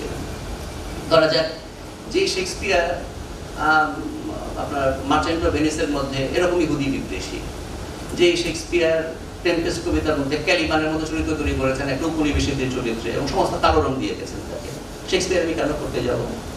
তার আমার কাছে তার রিলেভেন্স কি? আমার মনে হয় সাহিত্যিকদের ভেবে পড়া যায় না। আমাদের ইতিহাসের মধ্যে জাতীয়তাবাদী প্রকল্প তৈরি আমাদের হয়েছে এবং এটাও সত্যি, 1960-এর দশকে 50-এর দশকে জাতীয়তাবাদ আন্দোলন হয়েছে, অস্বীকার করার কোনো উপায় নেই। এবং সেটা নিয়ে অত্যন্ত এখন আমি দেখতে পারি, আমরা যখন ইতিহাস পাঠ করি তখন আমরা একটা সংকীর্ণতা বুঝতে পারবো, সমালোচনা বুঝতে পারবো। আবার এর মধ্যে বাংলাদেশ স্বাধীন হয়েছে, এটাও সত্য। ফলে এটার মধ্যে একটা টানা পড়ে আছে, এটা আমাদের বুঝতে হবে। টানা পড়েনটা এটার খারাপ দিক ভালো দিক, পরিচয়বাদী রাজনীতির সমস্যা আমরা 2024 সালে আমরা টের পেয়েছি দেশে কি হয়েছে। হ্যাঁ, একদিকে যেমন ধর পাউল সেলেনার কথাই যেটা নাকি আগামী এই আলোচনা করেছে, আলাদাভাবে আলোচনা করেছে, উদাহরণ দিয়ে বলি। পাউল সেলেন থেকে আলোচনা করলে সুবিধা হবে, তার মুখ বুঝতে পারবে। ধরুন দ্বিতীয় বিশ্বযুদ্ধের সময় হিটলার একটা জাতীয়তাবাদের তো চূড়ান্ত প্রকাশ, নাৎসিবাদ এবং ফ্যাসিবাদ, এটা জাতীয়তাবাদের একটা উগ্রতম নিষ্ঠুরতম প্রকাশ। এবং পাউল সেলান তার শিকার হয়েছিলেন, তার বাবা মা মারা গিয়েছিলেন সেই সময়টা, ইহুদি ছিলেন তিনি, এবং তিনি মারাত্মক রকমের ভাবে সাফার করেছেন। এবং পাউল সেলান বিখ্যাত এই কারণে, শুধু পোয়েটিক ডিকশনের কারণে না, তার পোয়েটিক ডিকশন নিশ্চয় থেকে আলাদা, কিন্তু তার যে ব্যাপক অভিজ্ঞতা হয়েছিল এই নাৎসি অধিকৃত ওই সময়টাতে, এটার প্রকাশের জন্য তিনি, কিন্তু তার বাবা জায়নিস্ট ছিলেন, শুধু ইহুদি ছিলেন না, ইহুদিবাদী ছিলেন। ইহুদি হওয়া ইহুদিবাদী হওয়া দুই জিনিস, এটা তো নিশ্চয়ই বুঝতে পারি না, এটা পলিটিক্যাল যে এটা। এবং পাউল সেলানের বড় হয়ে ওঠার মধ্যে সেটা প্রভাব আছে। ফলে আমরা যদি ফাইনালি হিসেবে দেখি, তাহলে এক অর্থে কিন্তু হিটলার যদি জাতীয়তাবাদী হন, আর্যবাদী খ্রিস্টিয়ান উচ্চ মন্যতার যদি প্রতিভূ হন, তাহলে পাউল সেলানও কিন্তু একদিক থেকে ইহুদিবাদী ঘরানার মধ্যেই বড় হয়েছে। তার কবিতাকে এখন ইহুদিবাদী বলে বাদ দিয়ে আমি পারছি না। পাউল সেলান এবং বাদীটাকে আলোচনা করছেন এই কারণে যে অত্যন্ত গুরুত্বপূর্ণ কবি, তার মধ্যে ট্রুথ দানা বেঁধেছিল তার কবিতার মধ্যে। তাহলে আল মাহমুদের কবিতে কি সমস্যা হয়েছে বা জাতীয়তাবাদী? ফলে আমরা আমাদের কবিদেরকে যত ফ্রেমের বাইরে দেখতে পারবো, আল মাহমুদকে ধর্মীয় পরিচয়বাদী ফ্রেমের মধ্যে এবং শামসুর রহমান বা এরকম কবিদের জাতীয়তাবাদী ফ্রেমের মধ্যে আমরা দেখতে পারি। কিন্তু মুশকিলটা হয় কি, আমরা যখন আমাদের সমকালে যখন কবিদের চাষ করি, মুশকিলটা হয় এখানে যে ব্যক্তি মূর্তিটা শিল্প মূর্তির আগে চলে আসে, কারণ থেকে আমরা চিনেছি। কিন্তু সাহিত্যের মধ্যে তো কথা বলে ভাষা, ওই ব্যক্তি নয়, এটা বুঝতে হবে আমাদেরকে। আমরা যদি এই কবিদের রিইনভেন্ট না করতে পারি আমাদের কালের মধ্যে, এটা ওদের ব্যর্থতা না, এটা আমাদের ব্যর্থতা। ফলে আল মাহমুদকে মুক্ত করার দায়িত্ব আমাদের, বা অন্য কবিদের যদি কিছু থাকে সেটা মুখোমুখি হওয়ার দায়িত্ব আমাদের। তাদেরকে আমরা যদি মুক্ত করতে পারি এবং যদি আমাদের ইতিহাসের সঙ্গে যুক্ত করে দিতে পারি, এটা আমি মনে করি আমাদের কর্তব্য, এটা অন্যদের কর্তব্য না। আল মাহমুদ নিয়ে আলোচনা হচ্ছে, সেটা একটা গুরুত্বপূর্ণ কর্তব্য বলে কোনো সন্দেহ নাই। এখন আসে আল মাহমুদের মধ্যে। আল মাহমুদের ধর্মীয় চেতনা আমি বলবো আল মাহমুদের শুরু থেকে ছিল। এটা লোকে ভুল করে যে আল মাহমুদের পরে এসেছে, এটা রূপান্তর হয়েছে। প্রথম বইটা করেন, আমি উদাহরণ দিয়ে রাখি। হ্যাঁ, আল মাহমুদ কেন ভুল? আল মাহমুদ আধুনিক হতে চেয়েছেন, কিন্তু যেই অর্থে আল মাহমুদের মত, আমি তো ইতিহাসকে পেছনে কিছু নিয়ে যেতে পারি, আমি তো ভারতের মধ্যে বইয়ে লিখতে পারবো না। 30-এর দশক এসে আমাদের প্রভাবিত করেছে, এটা বাস্তবতা। এখন আমি কিভাবে কবিতা লিখবো? কবিতা তো কোনো ফতোয়া নেই, এটা কোনো রাস্তা নেই। সবাই বলতেন যে কবিতা যেভাবে লিখিত হয়, নতুন কবিতা যেভাবে লিখে সেই পথেই কবিতা এগোয়, তারপরে তো কবিতার কোনো পথ নেই, এটার তো কোনো ফতোয়া নেই, তাই না? তো আল মাহমুদ হচ্ছেন সেই কবি যিনি পূর্ব বাংলার স্বভাবের মধ্যে আধুনিক কবিতাকে আত্মস্থ করেছে, যদি বলি একমাত্র কবি। এবং আল মাহমুদের যে জিনিসটা আলোচনা করার যোগ্য, যেটা কেউ আলোচনা করেনি, সেটা ভাষার শান্ততা। ভাষা যে এত ঘনীভূত আকারে হাজির হয়, সেটা ধরুন আমি উদাহরণ দিই। তাহলে ধরুন অনেক বিষয়ের কথা বলো, সোনালী কাব্যের কথা বলো। যেমন এখানে ধরেন একটা কথা বলেছে না যে মঙ্গল কুলয় ধান্য ধরে আছে সারা গ্রামবাসী, উঠানে বিন্নির কই বিছানায় আতর অগু। বলে তারপর বললেন বধূবরণের নামে দাঁড়িয়েছে মহামাতৃকুল, গাঙের ঢেউয়ের মতো বড় কন্যা কবুল কবুল। এখন খেয়াল করেন, তিনি বিছানায় আতর বলছেন, অবুগ বলছেন। আপনি ধর্মীয় রিপ্রেজেন্টেশন আকারে বলেন, দুটো হাজির আছে। এবং বধূবরণের জন্য দাঁড়িয়েছে মহামাতৃকুল, মা দাঁড়িয়েছে না কিন্তু মহামাতৃকুল, যে মায়ের একসময় বধূ ছিল, তারা আলিমের মতো অংশীদারিত্ব হয়ে যায়, অংশীদারি হবে। ফলে এই যে অগুরু থেকে আতর পর্যন্ত আমি এসছি ইতিহাসের মধ্য দিয়ে।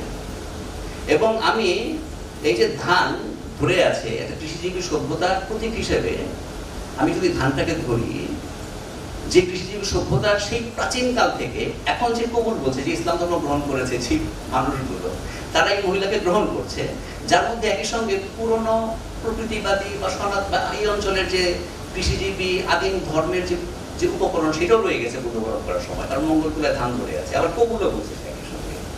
এই যে কনডেনসেশন, দুইটা লাইনের মধ্যে আপনি যে ইতিহাস যাত্রা দেখবেন এবং সাংস্কৃতিক বিচিত্র সাংস্কৃতিক উপাদানকে আত্মস্থ করার যে জিনিসটা দেখবেন, আলোচনাকে করেছে বাংলাদেশের উত্তর।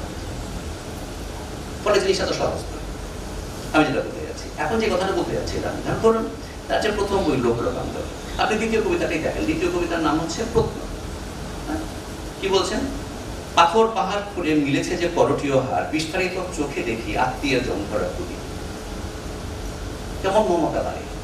এই যে প্রাচীন হাট তিনি দেখতে পেয়েছেন, সেই হাটটা তার সরাসরি আত্মীয় নয়, কোন আত্মীয়? তিনি বলতে যাচ্ছেন এখানে দাঁড়িয়ে তুমি যত খুশি ভেবে নিতে পারো, তোমার রক্তের পিছিয়ে ইতিহাস কতটা নিয়ে আসে। এটা ইতিহাসের পিছন থেকে এসছে। কোন ইতিহাস? তিনি বলছেন মুখের রেখার শেষে হেঁটে গেলেও গাম্ভীর্যের দিন, বুদ্ধের মূর্তির পাশে তুমি আমি নিষ্পলক চেয়ে। গৌতম বুদ্ধ চলে এসছেন কিন্তু এখানে, তার ধর্মবোধ শুধু একটা জায়গার মধ্যে আটকে ছিল। তারপর কি বলছেন? মহেঞ্জোদারোর বলছেন গভীর প্রশান্তি যেন আমাদের রক্তে আছে ছে, নির্বাক দুজন শুধু ইতস্তত ছড়ানো আদিন, মহেঞ্জোদারোর সে মৃৎপাত্রে লেখা কি যে নাম। ফলে তিনি যখন ইতিহাসকে অ্যাড্রেস করছেন, তিনি কিন্তু পূর্ব বাংলাকে তিনি কেন্দ্রে রাখছেন, কিন্তু এই অঞ্চলের বা ইতিহাসের বা পরিব্যাপ্ত ভূখণ্ডের কোন উপাদানকে তিনি বাদ দিতে রাজি নন। বা তিনি যখন ধরুন তিনি তার কবিতার মধ্যে যৌনতা, উর্বরতা, নারী, প্রকৃতি, এগুলার যে একটা মানে এটার যে একটা কেন্দ্রের মধ্যে ঘনীভূত হওয়ার যে ঘটনাটা ঘটেছে, এটা অসামান্য ঘটনা। তিনি যখন কবিতা লেখেন, ধরুন তিনি যৌনতার কবিতা যখন লেখেন, ধরুন আমি মন থেকে বলছি, যেমন কবিতাটা কি, ভেবেছি তো অন্ধকারে আমি হব রাতের পুরুষ, আদিম মন্দিরে একা তুমি এসো নগ্নতা কবি। তিনি যখন নাকি শরীরী কবিতা লিখছেন, তখনও সেটা ধর্মীয় অনুষঙ্গের আকারে লিখছেন, খেয়াল করবেন। কিন্তু এর আগ পর্যন্ত সে নৃতাত্ত্বিক, ঐতিহাসিক এবং আমি বলবো কিছুটা আধ্যাত্মিক। কিন্তু পরবর্তী সময় মায়াবী পর্দা দূর অনুসরণ করে তার মধ্যে ধর্মীয় চেতনার রূপান্তর ঘটেছে। এখন মুশকিলটা হয়েছে কি, এটা সত্য যে তাকে একটা রাজনৈতিক দল রনি নাম বলেননি, বলেই জামাত ইসলাম তাকে ব্যবহার করেছে, সত্য। শামসুর রহমানকে আওয়ামী লীগের লোকেরা ব্যবহার করেছে, সত্য। এটা তাদের সমস্যা। কিন্তু কবি যখন মারা যান এবং তার কবিতাগুলো যখন আমাদের সামনে হাজির থাকে, তার ভাষাটি হাজির থাকে, সেই ভাষা থেকে তাকে আবিষ্কার করতে হয়। আল মামুন, আমি নিজে আমার কবিতা পড়ার যতটুকু অভিজ্ঞতা যৎসামান লাতিন আমেরিকা, আফ্রিকা বা অন্যান্য জায়গায়, আমি বলতে চাই আল মামুন সেই কবি যাকে নিয়ে যদি যার কবিতা ইংরেজিতে থাকলে বা ইউরোপীয় ভাষা থাকলে আলাদা দিও তাকেও এর অন্তর্গত করতেন, যে জায়গায় তিনি র্যাপো মালার্মে মান্দেলস্তান পেশোয়া বা পাউসিলেন্টকে লিখেছেন। আমি সেটা মনে করি। ধন্যবাদ, থ্যাংক ইউ। সভা প্রধানের ভাষণ। আমি আজকের অনুষ্ঠানের সভা প্রধান বাংলা একাডেমির মহাপরিচালক অধ্যাপক মোহাম্মদ আসলকে তার ভাষণ প্রদানের জন্য সবিনয় অনুরোধ জানাই।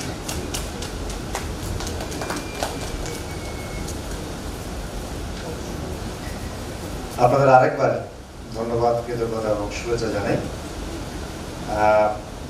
আমি রেজাউল করিম রনির প্রবন্ধটি পেয়ে খুশি হয়েছিলাম যে এটা নানান ধরনের, যাকে আমরা থিওরিটিক্যাল বা তত্ত্বীয় অভিব্যক্তিমূলক আলোচনা করি, সেটা উন্মুক্ত করবে। এবং আমরা জানি যে সাজ্জাদ শরীফ এই বিষয়ে আলোচনা করার জন্য প্রস্তুত মানুষ এবং তিনি যথেষ্ট প্রস্তুতি নিয়েছেন দেখা যাচ্ছে। রনি একটা কাজ করেছে, সে কাজের মধ্যে একটু চালাকি আছে, যেটা রনি নিজেও লিখেছেন তার প্রবন্ধের মধ্যে এবং সাজ্জাদ ভাইও আলাপ করলেন। আলাপটা হলো এই যে আগামবেনের বইটা থেকে রনির নামটা নিয়েছে, কেবল নামটা হলো the end of the point, নামটা কেবল নিয়েছে, কিন্তু এক্স্যাক্টলি যে অ্যাস্থেটিক্যাল পয়েন্ট অফ ভিউ থেকে সেটা রনি লিখে দিয়েছে। সাজ্জাদ ভাই যেটা ব্যাখ্যা করেছেন আপনারা খেয়াল করেছেন, কিন্তু রনির প্রবন্ধের মধ্যে সেটা বলেও দিয়েছে যে এক্স্যাক্টলি যে অ্যাস্থেটিক্যাল পয়েন্ট অফ ভিউ থেকে ওই এন্ড অফ দি পয়েন্ট, মানে কবিতার শেষাংশ, কবিতার শেষ, ওই আলাপ নামটা এসছে, সেই দিকে আলাপ না নিয়ে রনি এটাকে ব্যবহার করেছে হলো কবিতার পরিসমাপ্তি হিসেবে, মানে কবিতার যুগে, কবিতার প্রাধান্যের এরকম একটা পরিসমাপ্তি হিসেবে নামটা ব্যবহার করেছেন। সাজ্জাদ ভাই এটা নিয়ে যেহেতু পরিষ্কার আলাপ করেছেন, ফলে সেই কথাটা আমি আবার বলছি না। অন্যদিকে বাদিওর যে বই বা পার্টিকুলারলি ওই লেখা the age of the poets, এটাও রনি আসলে এক্স্যাক্টলি বাদিওর যে প্রপোজিশন সে অর্থে ব্যবহার করেন। মানে এর মধ্যে একটা রনির এই লেখার মধ্যে আইডিয়ার দিক থেকে অ্যাম্বিশন আছে, কিন্তু আবার একদিক থেকে ফাঁকিও আছে, মানে ওই অর্থে ব্যবহার করেন। যেটা সাজ্জাদ ভাই এটা পরিষ্কার করেছেন যে এজ অফ দি পয়েটস মানে এটা আসলে মানে দার্শনিকদের বা ওই সময়ের দর্শনের নিন্দামূলক একটা লেখা, যে তিনি বলছেন যে দার্শনিকরা তাদের দায়িত্বটা পালন করছে না, দায়িত্ব পালন করছে কবি। আপনারা জানেন যে এই কথা আসলে একটা ভিন্ন অর্থে হাইডেগার বলেছিলেন যে কবিরা দার্শনিকদের অগ্রগামী, একটু ভিন্ন অর্থে, কিন্তু এই ধরনের একটা আলাপ এই দার্শনিকদের মধ্যে 20th সেঞ্চুরির অনেক দার্শনিকের মধ্যে আসলে আলাপটা আছে যে দর্শন তার পুরনো দায়িত্ব পালন করতে পারছে না। সেই অর্থে তিনি বলছেন যে এই সময়ের মধ্যে বুঝতেই পারছেন যে যুদ্ধ হচ্ছে, এটা আসলে পুরো ইউরোপের এই চিন্তা ভাবনা প্রথম বিশ্বযুদ্ধ এবং দ্বিতীয় বিশ্বযুদ্ধের কে নিয়ে খুবই আবর্তিত, খুবই কেন্দ্রীভূত। কারণ প্রথম বিশ্বযুদ্ধ ওদের জন্য একটা ভয়াবহ ঘটনা ছিল, যে দার্শনিক যুক্ততা, লিপ্ততা এবং নিশ্চয়তার মধ্যে তখন ইউরোপীয়রা ছিল 19th সেঞ্চুরিতে, যে আমরা আলোকিত, আমরা যুক্তিশীল, আমরা রেনেসাঁ পরবর্তী একটা অসাধারণ সময়ের মধ্যে আছি। তো এইটা তো আসলে ফার্স্ট ওয়ার্ল্ড ওয়ার ভেঙে দিয়েছে, একদম শেষ, চুরমার করে দিয়েছে। ফলে যে ফিলোসফিক্যাল ব্যাকগ্রাউন্ডের উপর ভিত্তি করে ইউরোপীয় থেকেছে, কলোনি চালিয়েছে, সমস্ত পৃথিবীকে সিভিলাইজেশন শিখিয়েছে, ফার্স্ট ওয়ার্ল্ড ওয়ার বেসিক্যালি সেটার একটা এন্ড ছিল। এটা বিচিত্র প্রকাশ আমরা সমস্ত জায়গায় দেখেছি, সাহিত্যে সবচেয়ে ভালোভাবে দেখেছি, এবং দার্শনিকরা বলার চেষ্টা করেছেন ব্যাপকভাবে যে আসলে দর্শন যে দায়িত্ব এই সময়টাতে পালন করার কথা সেটা পালন করতে পারেনি। এই আইডিয়াটাকে একটু অন্য অর্থে রনি তার প্রবন্ধে ব্যবহার করেছেন এবং আমি মনে করি যে তিনি গুরুত্বপূর্ণ একটা প্রসঙ্গ তুলেছেন। ওই মূল যে বইয়ের রেফারেন্স তিনি দিয়েছেন তার সঙ্গে ফুল কোহেরেন্সটা তৈরি হয়নি প্রবন্ধে, কিন্তু তিনি এই কাজটা করে গুরুত্বপূর্ণ কাজ করেছেন, কারণ তিনি যে টুইস্টটা করেছেন, তিনি বলছেন যে কবির কাল শেষ। তার মানে কি? মানে কবির মাস্তানির কাল শেষ। তিনি ব্যাপারটাকে এইভাবে নিয়েছেন যে একজন কবি তার কালকে শাসন করছে, ধর্ম তৈরি করছে। যেমন হোমার ইয়াদের জন্য ধর্ম তৈরি করেছিলেন, গ্রিকদের জন্য। আমাদের সামনে তার বিরাট উদাহরণ আছে। আমাদের রবীন্দ্রনাথ আরবান বেঙ্গলি কালচার যে ভদ্রলোক শ্রেণী, তার জন্য রিলিজিয়ন তৈরি করেছেন, পেরেছেন। এবং বাঙালি মুসলমান জনগোষ্ঠী এক অর্থে নজরুলকে খুব অ্যানালিটিক্যাল কায়দায় নয় কিন্তু ইমোশনালি প্রায় সেই অর্থে ব্যবহার করতে চায় যে এ সাপ্লায়ার অফ রিলিজিয়ন। কথাটা একদম কাব্যের জগতে নতুনও না, এগুলো নেতমানরা বহু আগেই প্রচার করেছেন যে এই কালের নবীর কাজ কবিরা করবেন। এখন ওই যে করবেন, কিছু লোক করেছে বলেই তো আইডিয়াটা এসছে, ওটা শেষ হয়েছে। রনি টুইস্ট করে আলোচনাটাকে এখানে নিয়ে এসেছে যে কবির কাল শেষ হয়েছে। এটা ঠিক আগামবেন বা বাদীয় যে একজ্যাক্ট যে ধারণা, সেই ধারণার সঙ্গে এটা ঠিক মিলবে না পুরোপুরি, কিন্তু সেটা রনি বলেই নিয়েছে যে আমি এক অন্য অর্থে কথাটা ব্যবহার করেছি। এখন এই যে কবির শাসনের কাল, কবি কালকে শাসন করছে, এরকম একটা কন্ডিশন যে আমাদের যুগে আর বর্তমান নেই। এটা 20th সেঞ্চুরি কিন্তু মোটামুটি কমন একটা কথা, যদিও লোকরা ভিন্ন ভিন্ন অর্থে করেছে। এবং এই ধরনের একটা কথাও তো আসলে খুব চাউর আছে 20th সেঞ্চুরির অ্যাস্থেটিক্সে, বিশেষ করে কাব্য আলোচনায়, যে মহাকবির জন্ম অসম্ভব হয়ে গেছে এই কারণে। আমরা খুব ট্র্যাডিশনালি বাংলা বিভাগের সমালোচনা সাহিত্যে এগুলো মুখস্থ কথাবার্তার মতো বলি যে ফ্র্যাগমেন্টেড টাইমস এর মধ্যে আসলে সমস্ত কিছু একত্রে জোড়া লাগিয়ে একটা পুরো টাইম কল্পনা করা, এটা আসলে এখনকার মানুষের পক্ষে আর পসিবল না। ফলে এই ধরনের একটা আইডিয়া আছে যে এখনকার দিনের ওই মহাকাল, মহাবয়া বা মহাপবিত্রতা তৈরি করবে অসংখ্য মানুষের সম্মিলিত একটা প্রয়াস, যেটা একত্র হয়ে জিনিসটা তৈরি করবে, ওই কালটা তৈরি করবে কবিতার অথবা নতুন ভাষা। কবিতা মানে তো নতুন ভাষা, নতুন কালের আবিষ্কৃত নতুন ভাষার যে প্রাধান্য, যে আধিপত্য, সেটা তৈরি করবে। এই ধরনের কথাবার্তা কিন্তু ভিন্ন ভিন্ন ভাবে লিটারেরি জোনে চালু আছে, পার্টিকুলারলি 20th সেঞ্চুরি সম্পর্কে। আমার ধারণা রনি তার প্রবন্ধের মধ্যে এই ব্যাপারটায় প্রধানত ধরার চেষ্টা করেছেন এবং কোথাও কোথাও যেহেতু তিনি দার্শনিকদের কাব্যতত্ত্বের স্মরণ নিয়েছেন, ফলে নতুন কথাবার্তা বলতে পেরেছেন। যেমন ধরা যাক, আমি একটা উদাহরণ দিচ্ছি। অন্য মানে বলছে যে আধুনিক সময়ের এই বিচ্ছিন্নতাকামী স্বভাবের চিহ্ন এই জন্য আধুনিক কবিতাকে বিষাদের খনি করে তুলেছে। এই যে একটা বাক্য, আমরা এটা সবাই জানি যে আধুনিক কবিতার বিষণ্ণতা, বিষাদ বা নেতিবাচকতা, নাস্তিক। সুধীন দত্তের ভাষায় আমরা নাস্তিকতাটা খুব ব্যবহার নিই, বিখ্যাত একটা ব্যাপার। এখন এটার 100 রকম ব্যাখ্যা কিন্তু আসলে আছে, প্রচুর ব্যাখ্যা। সবচেয়ে বাংলা ভাষায় সবচেয়ে কমন ব্যাখ্যাটা হলো ফার্স্ট ওয়ার্ল্ড ওয়ার কেন্দ্রিক একটা ব্যাখ্যা, যে ফার্স্ট ওয়ার্ল্ড ওয়ারের ধ্বংসাত্মক। আমি একবার অল্প বয়সে যখন আরেকটু বেশি বিপ্লবী ছিলাম, তখন একটা প্রজেক্ট এইরকম নেওয়ার চেষ্টা করেছিলাম যে ফার্স্ট ওয়ার্ল্ড ওয়ারে বাংলা অঞ্চল আসলে কি কি ক্ষতি হয়েছিল এক্স্যাক্টলি, যে কারণে বাংলা কবিতা তো বিষাদগ্রস্ত হয়ে উঠছিল, এরকম একটা আলাপ জোড়ানোর চেষ্টা করেছিলাম। কিন্তু দেখা যাচ্ছে যে এই যে ওই যে বিষণ্ণতার কথাটা, বিষাদের কথাটা, ওটাকে রনি একটু ভিন্নভাবে উপস্থাপন করতে পেরেছে। তার কারণ রনি একটা ভিন্ন পার্সপেক্টিভ থেকে থিওরিক্যালি এটাকে ফ্রেম করেছে। আরেকটা ব্যাপার রনির প্রবন্ধের মধ্যে আছে, সেটা আমার ধারণা বেশ মনোযোগ পাওয়ার যোগ্য। এটা সাজ্জাদ ভাই মার্ক করে নাই বলে আমি বললাম। এটা আল মাহমুদের ক্ষেত্রে প্রযোজ্য কিনা সেটা অন্য আলোচনা হতে পারে, কিন্তু আলাপটা তা। রনি বলছে, রনি দাবি করছে, রনির প্রিমাইসটা কি, প্রবন্ধের প্রিমাইসটা হলো তিনি বলছে যে এই কালটা এমন নয় যেটা কবিরা শাসন করবে, বরং কবিরা এমন যে কালের শাসনে থাকবে। কবিরা কালের শাসনে আছে, থাকবে না, আছে, ধরা যায়।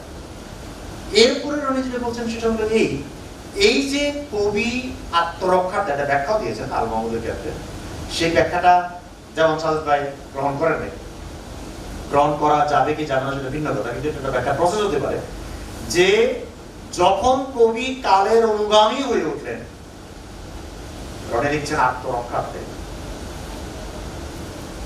তখন তিনি কিন্তু একটা ঝুঁকির মধ্যে পড়ে গেলেন। এটা খুব ইম্পর্টেন্ট কথা, এখানে রিস্কি কথা ব্যবহার করা হচ্ছে, ঝুঁকির মধ্যে পড়লেন। সেই ঝুঁকিটা হলো এই, যেটা আমরা বলি যে আপনি ব্যক্তিত্বের সঙ্গে কালের অথবা আপনার সময়ে যে ডমিনেন্ট ডিসকোর্স গুলো আছে তার বিপরীতে দাঁড়াতে পারছেন কিনা। এটা তো শুধু ব্যক্তিত্বের প্রশ্ন নয়, আর্টের ক্ষেত্রে এটা খুব গুরুত্বপূর্ণ প্রশ্ন, কারণ ওই দাঁড়াতে গিয়েই আপনি আসলে ভাষাটা তৈরি করেন। আপনি আসলে কাব্যিক ভাষা বলেন, অ্যাস্থেটিক্স বলেন, যে তৈরি করেন, এটা আসলে তার বিপরীতে গিয়েই তৈরি করেন। সুতরাং এই ধরনের কথাবার্তা এবং প্রপোজিশন আছে, কিন্তু সম্ভবত আমিও সাজেদ ভাইয়ের সঙ্গে একমত খানিকটা যে রনি এই ব্যাপারে, এই পুরো ব্যাপারটা আল মাহমুদের ক্ষেত্রে বা আল মাহমুদকে ফ্রেম করার জন্য, ফ্রেম খারাপ হতে নয়, কাঠামো তৈরি করার জন্য যেভাবে ব্যবহার করেছেন, আল মাহমুদের ক্ষেত্রে সেটা সেভাবে ব্যবহার যোগ্য কিনা এটা ভাবার অবকাশ আছে। আল মাহমুদ যে বাংলা সাহিত্যে অত্যন্ত গুরুত্বপূর্ণ কন্ট্রিবিউটরি কবি, এই কথাটা রনির প্রবন্ধের মধ্যে পরিষ্কারভাবে আছে, কিন্তু তার মধ্যে কতগুলো লিমিটেশন তিনি দেখানোর চেষ্টা করেছেন। তার মধ্যে একটা হলো, যেমন এই ক্রিটিকটা আমার বিবেচনায় সবচেয়ে ভালোভাবে, অতি সংক্ষেপ এবং সবচেয়ে ভালোভাবে ফরহাদ মজা করেছেন। ফরহাদ মজারের মোকাবেলা বইয়ের ভূমিকায় এই প্রসঙ্গটা আছে। এটা একটা অসাধারণ 2-3 বাক্যের ক্রিটিক, কিন্তু খুব একটা লোকে খেয়াল করেছে কিনা আমি জানি না, রনি কিংবা সাজেদ ভাই মনে আছে কিনা। উনি ভূমিকায় বলছেন যে আল মাহমুদ একজন কবি, এত বড় কবি, সবাই জানে আল মাহমুদ বড় কবি, যখন তিনি এখানে সাপ্রেস ছিলেন তখনও সবাই জানতো আল মাহমুদ বড় কবি। এত বড় কবি, তিনি একটা ইসলামিক গ্রুপের সঙ্গে যুক্ত হয়েছেন, তিনি একটা পলিটিক্যাল ইসলামিক গ্রুপের সঙ্গে যুক্ত হয়েছেন, কিন্তু তার এন্টার কাব্য সাধনার মধ্যে থিওলজিক্যালি ব্যাপারটাকে পরীক্ষা করার কোনো অ্যাটেম্প্ট নেই। মানে এটা একটা থিওলজি, তো এটা একটা ফিলাসফি, যদি আমি বডিজ করি তার একটা ফিলোসফিক্যাল ব্যাকগ্রাউন্ড আছে, তার একটা থিওলজিক্যাল ব্যাকগ্রাউন্ড আছে, এটাকে তো মোকাবেলা করতে হবে। আমি তার সঙ্গে মিশছি, মিশে ভালো খারাপ যাই হোক, কিন্তু আমার কাব্যের মধ্যে বা আমার চিন্তা চর্চার মধ্যে বা আমার অ্যাকচুয়াল যে এক্সিস্টেন্স, একজন কবির জন্য এক্সিস্টেন্স কি, তার অ্যাস্থেটিক্যাল নিরীক্ষা, তার ভাষিক নিরীক্ষা, তার অন্তর্গত যে থিম নিয়ে তিনি কাজ করেন তার নিরীক্ষা, এগুলো তার অস্তিত্ব। সেই অস্তিত্বের সঙ্গে যুক্ত করে কোনো পরীক্ষা নিরীক্ষার মধ্যে আল মাহমুদ কখনোই গেলেন না, এটা মোকাবেলার ভূমিকার মধ্যে মন্তব্য করছেন। আমি মনে করি যে এই ধরনের অভিযোগ আসলে তোলা যেতে পারে, যে আপনি পার্টি সংশ্লিষ্টতার মধ্যে থাকবেন, আপনি পাবলিকলি ওই ব্যাপারটাকে এন্ডোর্স করবেন এবং উপরে তুলে ধরবেন, অথচ আপনি এটার সঙ্গে দার্শনিক কিংবা থিওলজিক্যাল তো দূরের কথা, এমনকি অ্যাস্থেটিক্যাল কোনো মোকাবেলা করবেন না, তাহলে আপনি তো ডেফিনেটলি এটা ক্রিটিসিজমের মুখোমুখি হবেন। সুতরাং এই ক্রিটিসিজম আগে থেকে কিছু কিছু হলেও চালু আছে এবং সেটা নানান ধরনের যৌক্তিগত আছে। কিন্তু আমরা যদি বলি, রনি যেভাবে বললেন, যে একেবারে 19th সেঞ্চুরিতে রেনেসাঁস পরবর্তী বাংলা কবিতার যে অ্যাস্থেটিক্স, সেটার ফ্রেমিং এর মধ্যে আল মাহমুদ কাজ করেছেন, তাহলে কিন্তু ব্যাপারটাকে খানিকটা রিডিউস করা হয়, এটা একটা রিডাকশনিস্ট একটা অ্যাটিটিউড হবে। এটা আসলে পসিবল না। আল মাহমুদও এই ব্যাপারটা সম্পর্কে পুরোপুরি সচেতন ছিলেন বলে মনে হয় না, অন্তত আমি আমার লেখাপত্রে একাধিক জায়গায় এটা দাবি করেছি। দাবিটা হলো এই, আপনারা জানেন যে আল মাহমুদের কবিতা প্রসঙ্গে আলাপ করলেই আপনি 10টা প্রবন্ধ পড়লে 7টা প্রবন্ধের মধ্যে এই আলাপ হবে যে আল মাহমুদ করছে কি দরদ মরদ এই শব্দ ব্যবহার করেছে, আহা কি চমৎকার, বলতে আনাজ শব্দ ব্যবহার করেছে। সোনালী কালী সম্পর্কে আলাপ করেন, আপনি 10টা প্রবন্ধ পড়লে 7টার মধ্যে এটা পাবেন। যেনবা এই শব্দগুলো উড়ে এসে জুড়ে বসেছে, যেনবা এই শব্দগুলো ব্যবহারের কোনো অ্যাস্থেটিক্যাল পার্সপেক্টিভ নাই, যেনবা এই শব্দগুলো ব্যবহার করার একটা মক্ষম জায়গা তৈরি করার জন্য পুরো কবিতার মধ্যে কোনো প্রকল্প নাই, যেনবা এই শব্দগুলোর যে এক্সটার্নাল প্রেজেন্স, সেই প্রেজেন্সের মধ্যে পুরো কবিতার যে ইন্টারনাল মিনিং অথবা প্রজেকশন অথবা তার যে থিম, তার যে থিওরাইজেশন, এই ব্যাপারগুলোর সঙ্গে ইন্টারনাল আমরা যেটাকে বলতে পারি অর্গানিক বা জৈবিক কোনো সম্পর্ক নাই। এইভাবে কিন্তু আলোচনাটা করা হয়। আল মাহমুদের কৃতিত্ব কি, আল মাহমুদ দরদ মরদ রুটি এসব ব্যবহার করেছে। No, things are not so easy. এটা তো নিঃসন্দেহে আল মাহমুদের সোনালী কালীন কাব্যের মধ্যে ওই বৃহত্তর প্রেক্ষাপটটা সম্পূর্ণরূপে হাজির আছে এবং প্রপোজিশনটা হাজির আছে, যে কারণে আমি সোনালী কাবিন নিয়ে আমার লেখার শেষ লাইনটা এই বলে শেষ করেছিলাম।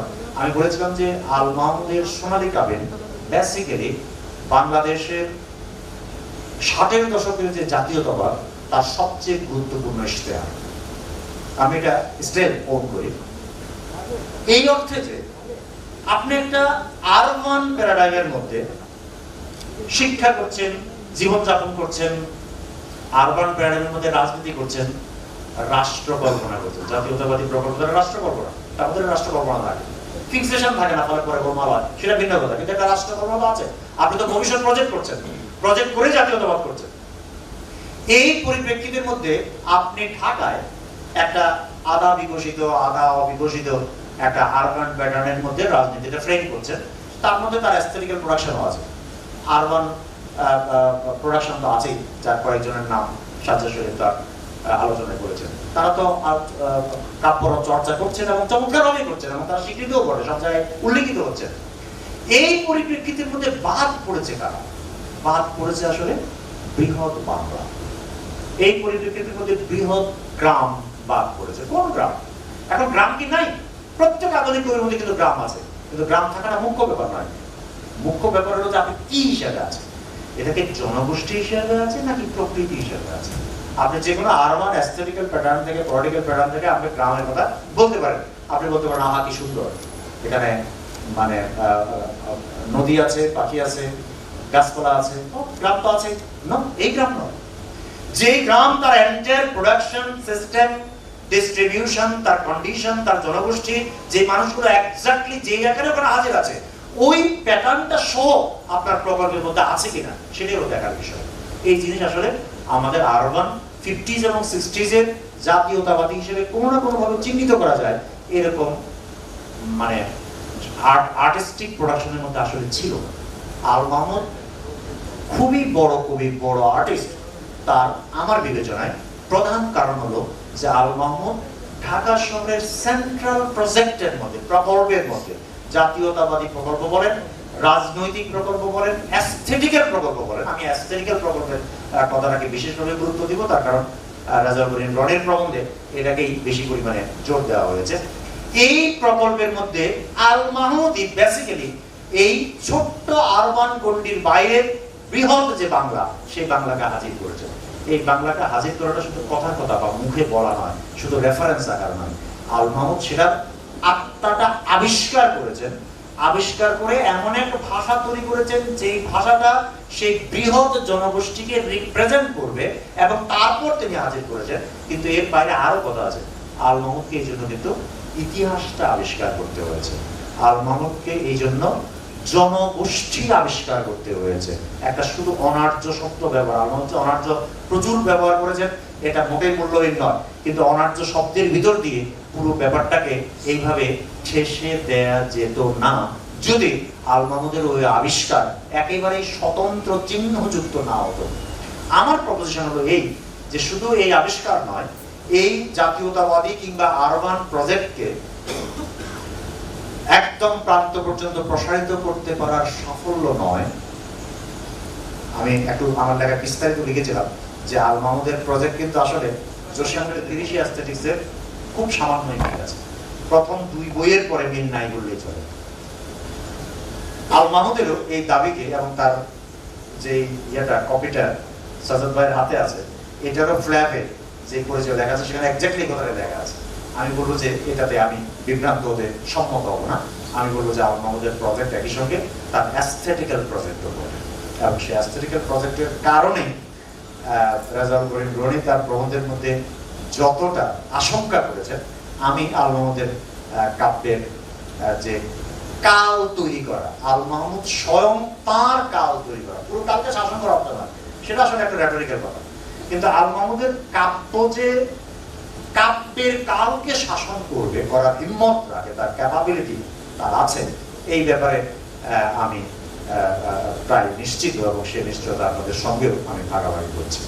একটা চমৎকার থিওরিটিক্যালি লোডেড তত্ত্বীয় অভিব্যক্তি সম্পন্ন একটা প্রবন্ধ উপস্থাপনের জন্য এবং সেটা সম্পর্কে খুবই প্রস্তুত আলোচনা করার জন্য আমি আজকে প্রাবন্ধিক রেজাউল করিম রনি এবং আলোচক সাজ্জাদ শরীফ দুজনকে ধন্যবাদ জানাই। আপনাদেরকে ধন্যবাদ জানাই আপনাদের ধৈর্যের জন্য, এবং আরো ধৈর্য আশা করছি, কারণ আমরা প্রায় সারাদিন আজকে এখানে থাকি। ধন্যবাদ সবাই।